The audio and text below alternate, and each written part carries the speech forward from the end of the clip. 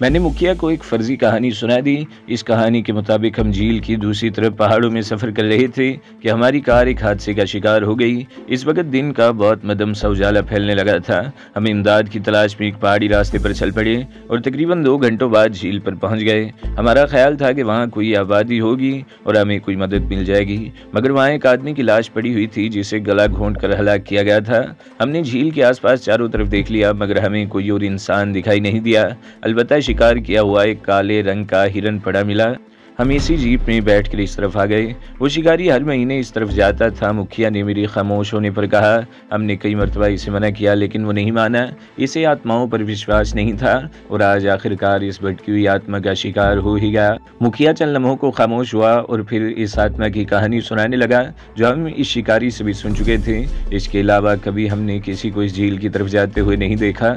मुखिया कह रहा था, जयपुर से आने वाला वो शिकारी हर महीने इधर आता था और कई हिरन शिकार करके ले जाता था। यहाँ आकर 2 दिन हमारे हवाले कर देता, गोश्त हमारे काम आ जाता और खाले साफ करके हम इसे दे देते। हिरन का गोश्त, खास तौर पर काले हिरन का गोश्त बहुत मज़े का होता है। शिकार किया हुआ वो काला हिरन जीप में रखा हुआ है। मैंने इसके खामोश होने पर कहा, इसे उतरवा कर गोश्त बनवा लो, खाल भी तुम रख लेना, हमें इसकी ज़रूरत नहीं है। मैं चंद लम्हों को खामोश हुआ, फिर बोला, आगे की बस्ती यहाँ से कितनी दूर है? मेरा मतलब है कोई ऐसी बस्ती जहाँ पुलिस को इस लाश के बारे में इतला दी जा सके। पुलिस को खबर करने का कोई फ़ायदा नहीं। मुखिया ने कहा, वो शिकारी एक भटकी हुई आत्मा के इंतकाम का शिकार हुआ है और पुलिस इस आत्मा का पता नहीं लगा सकती, और वैसे भी इस लाश का अब कुछ नहीं बचा होगा। भेड़िए और दूसरे जानवर इसे चट कर गए होंगे। तुम लोग पुलिस के पास जाओगे तो वो तुम्हें परेशान करेंगे, बल्कि मेरी मानो तो अपनी ये हुलिये भी बदल लो। इस इलाके की बस्तियों में शहर के रहने वालों को तो पुलिस वाले वैसे ही तंग करते रहते हैं। मेरे मुंह से गहरा सांस निकल गया। रूह वाली कहानी की बात बन गई थी। इस बस्ती के लोग और मुखिया कोई शरीफ आदमी ही था जो हमें आगे मुतवक्का परेशानियों से बचाना चाहता था। हिरन जीप से उतरवा लिया गया था। हम वहाँ से रुखसत होना चाहते थे, मगर मुखिया ने हमें रोक लिया और फिर दोपहर का खाना हमने वहीं खाया। हमारे खाने में दूसरे लवाजमात के अलावा काले हिरन का भुना हुआ गोश्त भी शामिल था, जो वाकई बेहद लजीज था। खाने के बाद कुछ लड़कियां रत्ना को अपने साथ ले गईं और मुझे भी एक आदमी एक झोंपड़े में ले गया और मुझे कपड़े बदलने को कहा।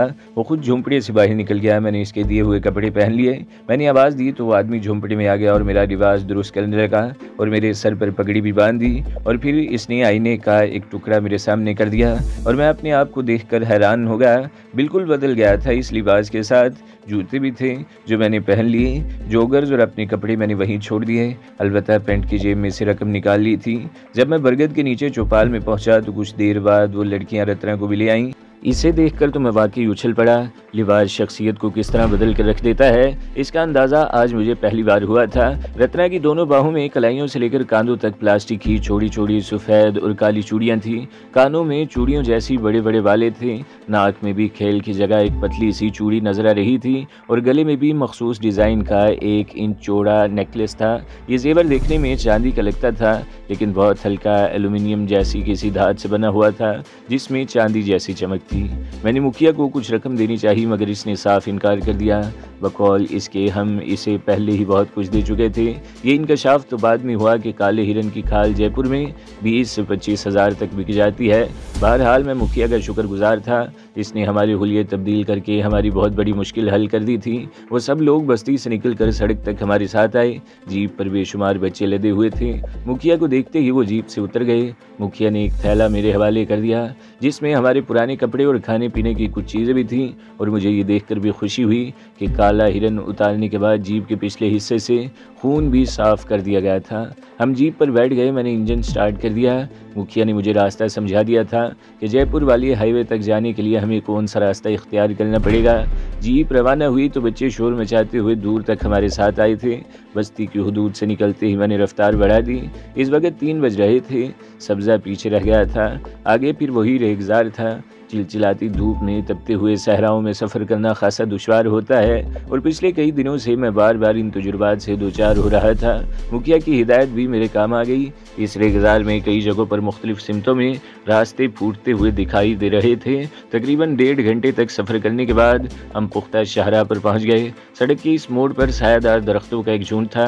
मैंने जीप दरख्तों के नीचे रोक ली। पसीने से हमारा बुरा हाल हो रहा था। हम जीप से उतरकर दरख्तों के नीचे घास पर बैठ गए। रेगिस्तान में अगरचे लो चल रही थी, लेकिन दरख्तों के नीचे कदरे सुकून था। थोड़ी देर बाद रत्ना जीप से फ्लास्क ले आई। इसमें अभी खासी चाय मौजूद थी। पता नहीं ये चाय कब बनाकर फ्लास्क में भरी गई थी, लेकिन हैरत अंगेज तौर पर चाय के जायके में कोई फ़र्क नहीं आया और ये गालिबन फ्लास्क का कमाल था।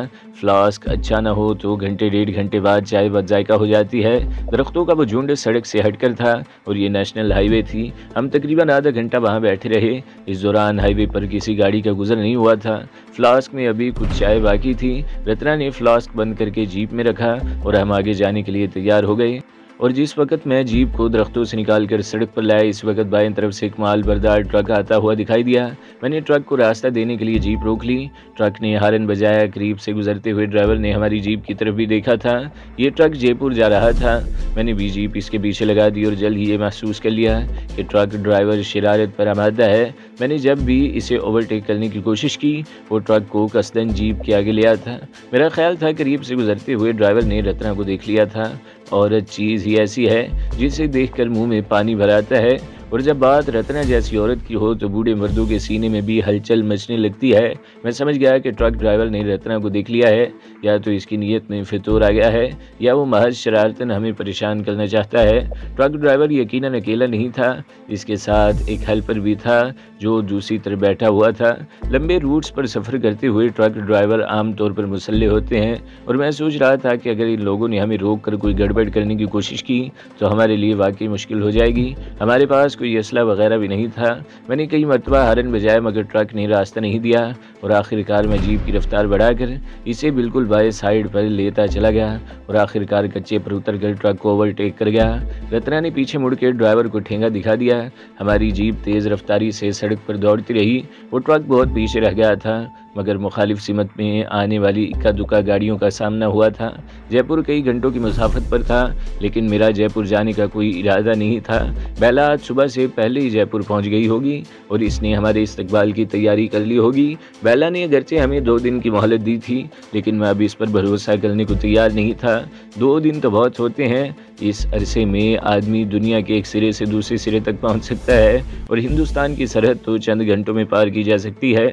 इसने सोच समझ कर ही 2 दिन की बात की होगी। बेला ने एक और बात भी कही थी। इसने ब्लैक कैट्स की धमकी दी थी। ब्लैक कैट्स भारत की खतरनाक तरीन फोर्स। इसका क़याम तो पता नहीं कब अमल में आया था, लेकिन इंदिरा गांधी के दौर में ये फोर्स खुलकर सामने आई थी। इसे डेथ स्क्वाड का नाम भी दिया गया था। इसमें इंतहाई सफाक तरीन लोग भारतीय सेना की कमांडो फोर्स से लिए गए थे। ये लोग किसी पर रहम करना तो जानते ही नहीं थे। मैंने 6 महीने से रॉ को नचा रखा था। इनके अहम ठिकाने तबाह करने के अलावा इनके अहम तरीन आदमियों को चुन चुन कर ख़त्म किया था, लेकिन वो सारी शैतानी क़ुव्वतें मिलकर भी मेरा कुछ नहीं बिगाड़ सकी थी। मैं अकेला था।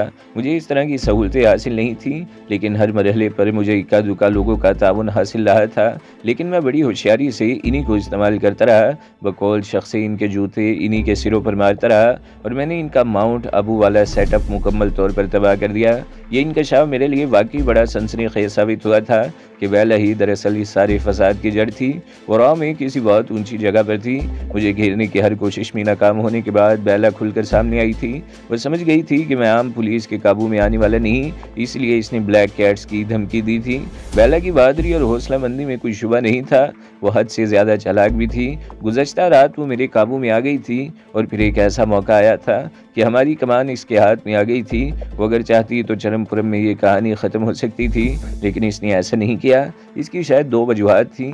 एक तो वो मुझे ज़िंदा हिरासत में लेना चाहती थी, और वह जानती थी कि मैं ज़िंदा हाथ आने वाला नहीं था। गुज़श्ता रात अगर इस किस्म की कोई कोशिश की जाती तो मेरी ज़िंदगी का खात्मा हो सकता था। दूसरी वजह यह भी थी कि हमारी ज़बरदस्ती होने के बावजूद वो मेरी राइफ़ल की ज़द पर थी। मैंने एक लम्हे को भी इसे अपने से अलग नहीं होने दिया था। यहाँ तक कि पुलिस स्टेशन में भी मैंने राइफ़ल की नाल इस तरह इसके पहलू से लगाई रखी थी कि किसी को शुबा नहीं हो सका था। अगर बेला ऐसी कोई कोशिश करती भी तो मेरी राइफ़ल की गोलियाँ इसे खाको खून में लौटा देती। बेला ने अक्लमंदी का सबूत देते हुए चरमपुरम में हमें पुलिस से बचाया था, लेकिन रास्ते में वो हमें ना सिर्फ धोखा दे गई थी, बल्कि सूटकेस साथ ले जाकर गोया हमें एक ज़ोरदार चपत भी लगा दी थी। अगर वो सूटकेस लेकर जीप से न उतरती तो हम यकीनन इससे ज़्यादा अहमियत न देते, मगर सूटकेस की वजह से हमें जीप छोड़कर इसके पीछे जाना पड़ा था, और वह हमें चकमा दे गई थी। और हमें वो रात अजियत में गुजारनी पड़ी थी। मैं ज़िंदगी में कई मरतबा कठिन तरीन मराहिल से गुजरा था, लेकिन इस रात को कभी नहीं भूल सकूँगा। ऐसी अजियत कभी नहीं उठाई थी। मैं जीप ड्राइव करते हुए अपनी सोचों में खोया हुआ था कि तंबाकू की हल्की सी बू महसूस करके चौंक गया। मैंने रत्ना की तरफ देखा तो हैरान हुए बगैर नहीं रह सका। इसके होंठों में सिगरेट दबा हुआ था जिसे इसने अभी अभी सुलगाया था। ये क्या? मेरे लहजे में भी हैरत थी। मैंने पहले तो तुम्हें कभी सिगरेट पीते हुए नहीं देखा। तुम तो मुंह में खुंगारियां डाले बैठे हो, कोई बात भी नहीं कर रहे। मुझे बोरियत दूर करने के लिए कुछ न कुछ तो करना ही था। डैशबोर्ड के खाने में सिगरेट का पैकेट रखा हुआ था। मैंने सोचा क्यों ना इसे दिल बहलाने की कोशिश की जाए। रत्ना ने सिगरेट का कश लगाते हुए जवाब दिया, मैं दरअसल बेला के बारे में सोच रहा था। मैंने कहा, वो अब किस रंग में हमारे सामने आएगी इसका अंदाज़ा लगाना दुश्वार है। इसने हमें 2 दिन की मोहलत दी है। तुम्हारे ख्याल में हम इस मोहलत से फ़ायदा उठा सकते हैं या नहीं? अगर तुमने बेला की इस बात पर यकीन कर लिया है तो तुम वाकई दुनिया के सबसे बड़े अहमक हो। रत्ना ने मुझे घूरते हुए कहा, इसने हमें घेरने का बंदोबस्त कर रखा होगा और मुझे शुबा है कि हम बहुत जल्द किसी नई मुसीबत में फंसने वाले हैं। बल्कि मुझे हैरत है कि हम अब तक इस तरह आज़ादी से सफ़र क्यों कर रहे हैं। लेकिन मेरा ख्याल है कि किसी बड़े कस्बे में दाखिल होते ही धर लिए जाएंगे। अगर मैं वाकई ऐसा अहमक होता तो तुम इस वक्त मेरे साथ न होती। मैंने मुस्कुराते हुए कहा, क्या मतलब? इससे सिगरेट का एक और कश लगाते हुए मेरी तरफ देखते हुए कहा। वो जिस तरह इत्मीनान से सिगरेट की कश लगा रही थी, इससे मुझे अंदाज़ा लगाने में दुश्वारी पेश नहीं आई कि वो पहले भी तंबाकू नोशी करती रही है। मतलब ये कोई बेवकूफ़ तो तुम जैसी लड़की को नहीं पटा सकता। मैंने जवाब दिया। टालने की कोशिश कर रहे हो? रत्ना ने मुझे घूरा। तुम्हें टालने की कोशिश क्यों करूँगा? मैंने कहा, तमाम हालात तुम्हारे सामने हैं। बेला पर एतमाद करके हमने वाकई गलती की थी, लेकिन अब ऐसी गलती करने का कोई इरादा नहीं है। अभी तो हम किसी आबादी से मीलों दूर हैं, किसी किस्म की सूरत हाल का अंदाज़ा नहीं लगा सकते। किसी बस्ती में पहुंचकर ही पता चलेगा कि हमारे आगे क्या है। जीप इस वक्त सड़क के ऐन वस्त में जा रही थी। सामने बहुत दूर एक बड़ी गाड़ी आते देखकर मैंने जीप साइड पर कर ली। वो एक माल बरदार ट्रक था जो पहले कुछ देर ही सन्नाटे की आवाज़ से हमारे करीब से गुजर गया था। सूरज मगरिब की तरफ झुक रहा था। धूप की हिद्दत में कमी आ गई थी और अब सड़क के दोनों तरफ कुछ सब्जा भी शुरू हो गया था, जिसका मतलब था कि आगे कोई आबादी थी। चंद मील का फासला तय करने के बाद सड़क से हटकर एक खूबसूरत इमारत नजर आई। ये कोई होटल था। वो दरख्तों की बहुतायत भी थी और इमारत के सामने खूबसूरत लॉन भी था। 2 कारें भी खड़ी हुई थी। अगर हम कुछ देर के लिए यहाँ रुक जाएं तो तुम्हें कोई एतराज़ तो नहीं? मैंने जीप की रफ्तार कम करते हुए रत्ना की तरफ देखा। मैं भी इस सीट पर बैठे बैठे थक गई हूँ, थोड़ी देर यहाँ रुक कर ताज़ा दम हो लेना चाहिए, रत्ना ने जवाब दिया। मैंने जीप सड़क से उतार कर होटल की तरफ जाने वाले रास्ते पर मोड़ ली। बड़ी खूबसूरत जगह थी। इस इमारत के पीछे छोटी छोटी पहाड़ियाँ थी जो बतदरीज बुलंद होती चली गई थी। यहाँ बिजली भी थी और टेलीफोन की लाइन भी नजर आ रही थी। मैंने जीप एक कार के पीछे रोक ली और हम दोनों नीचे उतरे। सिंगल स्टोरी इमारत खासी वसी और अरीज थी। बरामदा बहुत कुशादा था। इसमें एक तरफ 2 पब्लिक टेलीफोन बॉक्स भी लगे हुए थे। बाईं तरफ एक बहुत वसी ऊंचा चबूतरा था जिस पर चंद मेज़ें बिछी हुई थी। इस चबूतरे के अतराफ में लोहे की रीलिंग लगी हुई थी जिसके साथ साथ पौधों के गमले रखे हुए थे। 3 मेज़ें ऐसी थी जिन पर कुछ लोग बैठे हुए थे। एक मेज़ पर एक अधेड़ उम्र आदमी और एक जवान औरत थी। इसके साथ 4-5 साल की उम्र का एक बच्चा भी था। दूसरी मेज़ पर 3 जवान लड़कियां थीं, बिल्कुल मॉडर्न लिबास में। तीसरी मेज़ पर 2 आदमी बैठे हुए सिगरेट के कश लगा रहे थे। इन दोनों की उम्रें 40 और 45 के दरमियान रही होंगी। एक दुबला पतला और लंबे कद का मालिक था, जबकि दूसरा दरमियाने कद, इसकी गर्दन कंधों के अंदर धंसी हुई थी। वो मॉडर्न लड़कियां हमें देखकर हंस पड़ी। हमारे गेटअप भी ऐसे थे कि शहरों के रहने वाले लोग हमें देखकर अपनी हंसी जब्त नहीं कर सकते थे। तीसरी मेज़ पर बैठे हुए वो दोनों आदमी अलबत्ता संजीदगी से हमारी तरफ देख रहे थे। मैं और रत्ना रीलिंग के करीब एक मेज़ पर बैठ गए। यहाँ से इमारत की पिछली तरफ का मंजर दिखाई दे रहा था। चबूतरा किसी चट्टान को हमवार करके बनाया गया था। पिछली तरफ अमूदी ढलान थी और बहुत गहरी और वसी व अरीज खाई थी जो दरख्तों और झाड़ियों से हटी हुई थी। कुछ ही देर बाद एक वेटर हमारी मेज़ पर आ गया। इसने कई चीज़ों के नाम गिनवा दिए, लेकिन मैंने इसे सिर्फ चाय का ऑर्डर दिया था और साथ में कुछ बिस्किट वगैरह भी लाने को कहा था। थोड़ी देर बाद वो हमारी मेज़ पर चाय ला रहा था तो मैं इससे इस होटल के बारे में पूछने लगा। मुकराना शहर यहाँ से 10 मील दूर है साहिब जी, वेटर बता रहा था। यूँ तो शहर में बड़ी तफरीह गाहें हैं, बड़े अच्छे अच्छे होटल, नाइट क्लब और शराब खाने हैं, मगर लोग कुछ तब्दीली चाहते हैं। वो चंद लम्हों को खामोश हुआ, फिर बोला, हमारी सेठ का एक होटल शहर में भी है जिसमें शराब खाना और नाइट क्लब भी है, मगर 3-4 साल पहले इसने इधर भी होटल बना लिया। शहर से यहाँ तक बिजली और टेलीफोन का लाइन डाला। यहाँ बहुत मौज मेला होता है महाराज। लोग शाम से पहले यहाँ आना शुरू हो जाते हैं और रात 2 बजे तक बड़ा हल्ला गुल्ला होता है। संडे नाइट को तो यहाँ सारी रात खेल तमाशा होता है। यहाँ डांस भी होता है, हर किस्म का दारू भी मिलता है और महाराज जो आदमी लोग अकेला होता है इनको वो भी मिलता है। आप समझ गया ना। इसने मखसूस अंदाज में नाक पर उंगली रखी और किनखियों से रत्ना की तरफ देखने लगा। मैं समझ गया वो क्या कहना चाहता था। मुझे ये अंदाज़ा लगाने में भी दुश्वारी पेश नहीं आई कि ये होटल दरअसल अय्याशी का अड्डा था जिसकी सरगर्मियां शाम को अंधेरा फैलने के बाद ही शुरू होती थीं। यहाँ रिहाइश का भी बंदोबस्त होगा? मैंने पूछा। 3 कमरे हैं, वेटर ने जवाब दिया। पिछली तरफ कॉटेज भी है। तुम आज रात इधर रह जाओ महाराज, बड़ा कुछ होगा। अच्छा देखेंगे, मैंने जवाब दिया। आप किधर से आए हो है महाराज? वेटर ने जवाब दिया। बहुत दूर से। मैंने कहा जयपुर जाने का है, बहुत थक गया हूँ। अभी सोचेगा रात इधर रह जाए या चला जाए। मैं वेटर को टालना चाहता था मगर अब वो हिलने का नाम नहीं ले रहा था। वो बार बार रत्ना को दिख रहा था। इसने बताया था कि यहाँ असल खेल शाम का अंधेरा फैलने के बाद ही शुरू होता है, जब लोग शहर से यहाँ आना शुरू हो जाते हैं। इस वक्त तो वेटरों को किसी की बात सुनने की फुर्सत नहीं होती होगी। इस वक्त चूँकि सिर्फ 4-6 ग्राहक थे इसलिए ये वेटर भी फुर्सत में था। मैं बड़ी मुश्किल से इसे वहाँ से हटाने में कामयाब हो सका था। हम अभी चाय पी रहे थे कि शहर की तरफ से आगे पीछे आने वाली 2 कारें वहाँ आकर रुकी। दोनों कारों में मर्द थे और औरतें भी। 2 औरतें तो बहुत मॉडर्न लिबास में थी, इतना मॉडर्न कि इन्हें देखकर दिल में खामखा बेचैनी सी होने लगती थी। तीसरी मेज़ पर बैठे हुए वो 2 आदमी सरगोशियों में बातें करते हुए अब भी की नखियों से हमारी तरफ देख रहे थे। फिर इनमें से एक उठकर बरामदे की तरफ चला गया और एक टेलीफोन बूथ का दरवाज़ा खोलकर अंदर दाखिल हो गया। मैं कुर्सी पर कुछ इस अंदाज से बैठा हुआ था कि पूरा बरामदा और दोनों टेलीफोन बूथ भी साफ नजर आ रहे थे और वो शख्स बूथ में दाखिल होने के बाद भी मेरी नज़रों में था। फ़ोन पर बात करते हुए वो बार बार हमारी तरफ देख रहा था। 1-2 मरतबा इसने हमारी जीप की तरफ भी देखा था। अचानक ही मेरे जहन में एक और ख्याल उभरा और इसके साथ ही पूरे जिस्म में सनसनी की एक लहर दौड़ गई। रत्ना ने शायद ठीक ही कहा था कि वैला ने हमारे इस्तकबाल की तैयारी कर ली होगी और किसी बड़ी बस्ती में पहुंचते ही हमारे लिए किसी नई मुसीबत का आगाज़ हो जाएगा। न जाने क्या बात थी कि यहाँ आते ही इन दोनों आदमियों को देखते ही मेरे जहन में शुबहात पैदा होने लगे थे, लेकिन मैंने इसी ख्याल को जहन से झटक दिया था। बैला ने अगर हमारे इस्तकबाल की तैयारी कर रखी थी तो अपने आदमियों को मेरा और रत्ना का हुलिया बताया होगा। इस वक्त हम जिस गेटअप में थे, अगर बैला भी हमारे सामने होती तो इसे हमें शनाख्त करने में कुछ दुश्वारी पेश आती। गो के ये बात हलक से नहीं उतरती थी, मगर न जाने क्यों मुझे इन पर शुबा हो गया था और वो शख्स टेलीफोन पर किसी और को हमारे बारे में इतला दे रहा था। चंद मिनट बाद वो शख्स वापस आकर अपनी मेज़ पर बैठा तो इस वक्त भी की नखियों से हमारी तरफ देख रहा था और फिर वो सरगोशियों में अपने साथी से बातें करने लगा। मेरा ख्याल है खेल शुरू हो चुका है रत्ना। मैंने इसकी तरफ देखे बगैर सरगोशी में कहा, तुम शायद इन दोनों की बात कर रहे हो जो हमारे बाएं तरफ वाली मेज़ पर बैठे हैं। रत्ना ने सरगोशी में जवाब दिया, लेकिन मेरा ख्याल है ये वो नहीं है जो तुम समझ रहे हो। क्या मतलब? मैंने इसे घूरा। थोड़ी देर पहले वेटर ने बताया था कि शाम का अंधेरा फैलने के बाद आधी रात तक यहाँ बड़े हल्ले गुल्ले होते हैं। रत्ना ने कहा, यहाँ कुछ ऐसे लोग भी आते हैं जिनका मकसद तफरी नहीं कुछ और होता है। मेरा मतलब है शिकारी किस्म के लोग, मर्द भी और औरतें भी।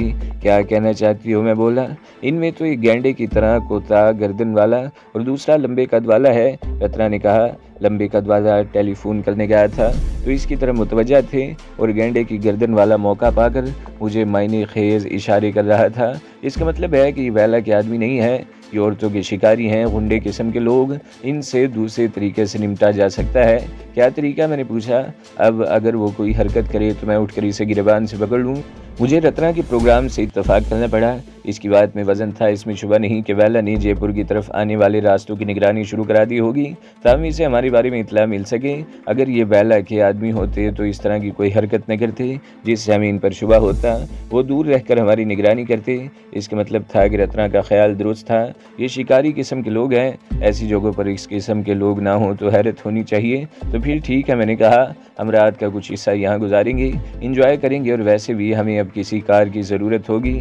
जीप से अब पीछा छुड़ा लेना चाहिए। कार कहाँ से लोगे? रत्ना ने हैरत से मेरी तरफ देखा। ये दोनों शहर से पैदल तो यहाँ नहीं आए होंगे। मैंने कहा, हमारे आने से पहले जो 2-3 कारें खड़ी थीं इनमें से एक कार इनकी भी होगी। तो फिर क्या प्रोग्राम है? रत्ना ने सवालिया निगाहों से मेरी तरफ देखा। चाय पीने के बाद वेटर के साथ कमरे देखते हैं। मैंने कहा, एक कमरा ले लेंगे, कुछ देर आराम करने का मौका भी मिल जाएगा। इस वक्त सूरज गुरूब होने की तैयारी कर रहा था और फिर ठीक इसी वक्त एक और कार वहाँ आकर रुकी। एक आदमी और एक लड़की कार से उतरे। आदमी की उम्र 35 से लगभग थी जबकि लड़की 25 से ज़्यादा नहीं थी। थी। मर्द ने पैंट शर्ट और लड़की ने साड़ी पहन रखी थी।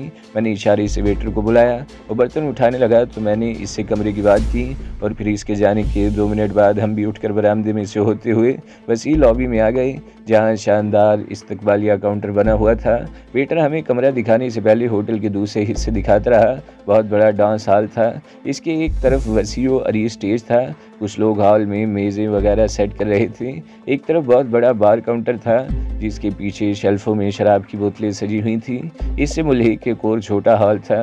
ये जुआ खाना था और लेट के अलावा यहाँ जुआ खेलने की और भी बहुत सी मशीनरियाँ लगी हुई थी और मेरा ख्याल था कि बहुत कम लोग ही यहाँ से जीत कर जाते होंगे। तो दोस्तों, अगली किस्त सुनने के लिए हमारे चैनल को ज़रूर सब्सक्राइब करें, वीडियो को लाइक करें और बेल के आइकन पर भी क्लिक कर दें ताकि हर जो आने वाली वीडियोज़ हैं वो आपको सबसे पहले मिलती रहें।